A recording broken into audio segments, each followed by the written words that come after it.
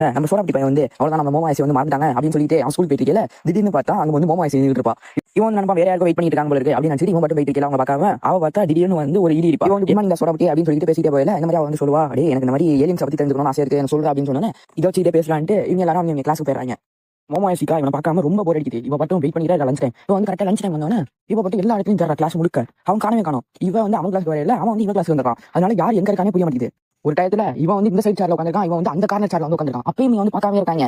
அப்பதான் ரெண்டு பேரும் கீழே குஞ்சிக்கிட்டே வந்துட்டு நேரா வந்து முட்டி ஒரு லிப் லாக் மோமா ஐசி வந்து சொல்லுவாடே பொறுக்கி அப்படிலாம் என்ன பண்ற அப்படின்னு சொன்னாங்க. இது வந்து மோமா ஐசி ஃப்ரெண்ட்ஸ் எல்லாம் பார்த்துட்டு கிண்டல் பண்ண வந்துடுறாங்க. இது யாரும் புது பிரச்சனை யாரையும் சொல்ல மாட்டேன்னு சொன்னா அவன் வந்து ஒண்ணுமே இல்லை அப்படி இப்படின்னு சொல்லுவான். அந்த நேரம் பார்த்து அந்த சோடா புட்டி வந்து ரெஸ்ட் ரூமுக்கு போவான். இப்போ வந்து பார்த்தா அவன் எலி கொஞ்சம் வந்து காணும்.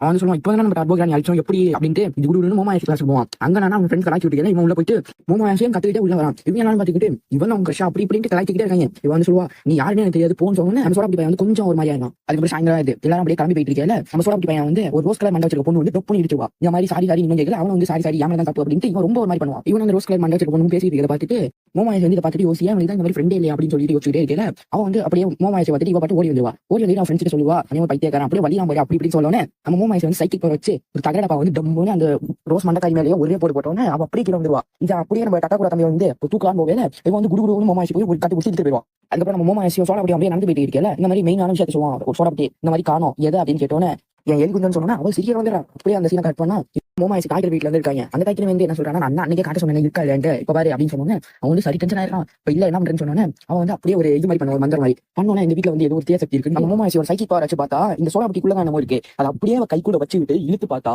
நம்ம டர்போ கிரானி என்னன்னு பார்த்தா அந்த போன எபிசோட்ல வந்து அவ செத்துக்க மாட்டா. அதுல இருந்து சின்ன பாகத்தை வந்து இவன் உடம்புல விட்டு போயிருப்பான். அதனாலதான் வந்துட்டு எலி குஞ்சு காணும்னு சொல்லிட்டு அந்த தாய்க்கிழமை என்னதுன்னா அந்த டர்போ கிரானி வந்து ஒரு சின்ன ஒரு பூனை பொம்மையை வந்து மாத்தி விட்டுருவா.